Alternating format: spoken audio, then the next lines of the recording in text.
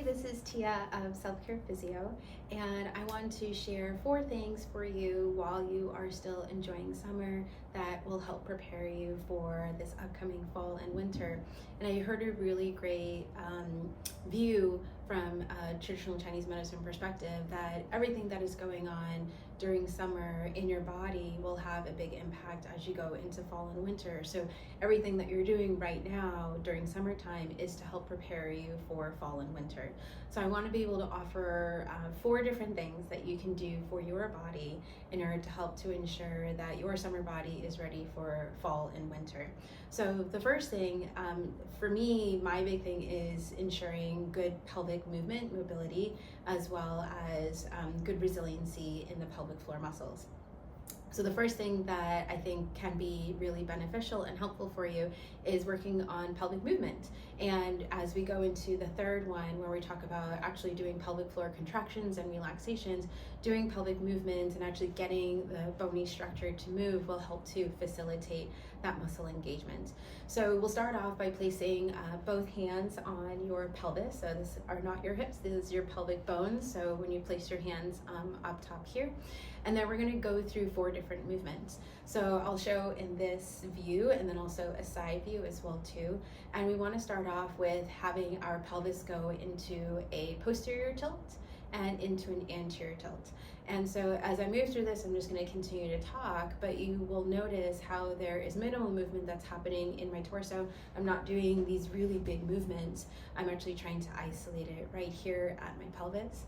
And as I go into this posterior tilt, I'm actually getting my sternum to match or meet towards my pubic bone, and I'm creating a flexion moment, creating some activation here. When I go into an anterior tilt, then I'm actually creating a lot of activation in my back muscle. So I'm moving back and forth between, again, that posterior tilt and that anterior tilt. So a really great way to help to mobilize those the pelvic bones as well as the pelvic floor and your core muscles. Then the other movement is going side to side. So I can keep one knee bent, and that's going to help to allow my opposite pelvic bone to come up, and then I can do the same thing on the other side.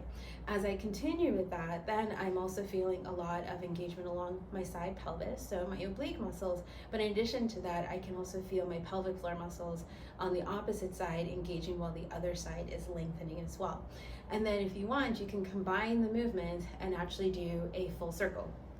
So again, think of like your inner belly dancer, and you're actually combining all 4 movements going from one direction towards the other. So that is one really great movement to work with. The second is going to be doing an abdominal massage. So I love teaching this to my patients, where I can place my hands on my belly. Ideally, I'd be lying on the floor, or I could do it on a bed, and moving in a clockwise direction, so going from right to left. And you're helping to create a lot of warmth in this space, helps to improve digestion. If there is a lot of muscle tension or tone, you're helping to soften and to relax that as well. So I can go and do the circular movement about 10 to 15 times. I can also go along the sides of my body, so I'm getting the oblique muscles as well, and getting the colon, because they do run along the sides of the body, and I'm helping to encourage a little bit of some movement through that space. So that would be a really great thing to do. Maybe 20-30 minutes after a meal. You can do it as soon as you wake up in the morning or before you go to bed to help to stimulate digestion. And then the third thing that I think it can be really helpful for both pelvic floor engagement, building resiliency, combining the breath as well as core engagement, is a simple exercise to feel for diaphragmatic breathing while you are also feeling for both pelvic floor and also core engagement. So it can be done in standing, you can do it while you're sitting, you can do it while you're laying down, so any particular position is helpful. And then definitely being able to combine it into any type of functional movement that you're doing every day will ensure that with any activity or movement that you are ensuring good pelvic floor engagement. And I think about this because especially in fall and winter, we're also in COVID, and so if you're experiencing a lot of sneezing, a lot of coughing, you want to make sure that your pelvic floor muscles are nice and resilient, so that way as you are recovering from cold, flu, COVID, that you are then not also experiencing leakage at the same time. So you can place your hands on your belly. If you did some of the work already where you did some pelvic movement, you started to feel a little bit of some engagement, you did a little bit of this work, so that way you're helping to ensure that there isn't a lot of tension, maybe bring out a little bit of some awareness, wake up the muscles and the tissues here. You can place your hands here, and then as you inhale, so you're going to inhale through your nose, bring a little bit of some widening through your rib cage, 360 degrees, bring the breath all the way into your belly, down and towards your pelvic area. And then as you exhale, you're going to exhale like you're blowing out birthday candles, but really low and slow. And as you do so, you should feel for a lifting engagement through your pelvic floor. You're decreasing the amount of volume that is here, and then your diaphragm also starts to draw back up as you push all of that air out. And so I can do that one more time. So again, inhale and to the side, so you see that my spine doesn't move. So maintaining neutral, and then as I exhale, so again, spine doesn't move, but I feel all that lift and that engagement.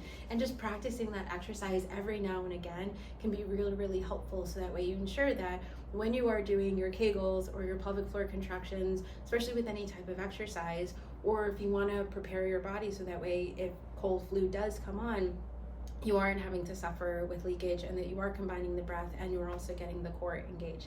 And I would say then the last thing, the fourth, to help is that you want to do movement that feels good for you. Especially you are still in the last throes, month or two of summer, especially if you live in Northern California. We get our Indian summer in September, so it's still pretty warm.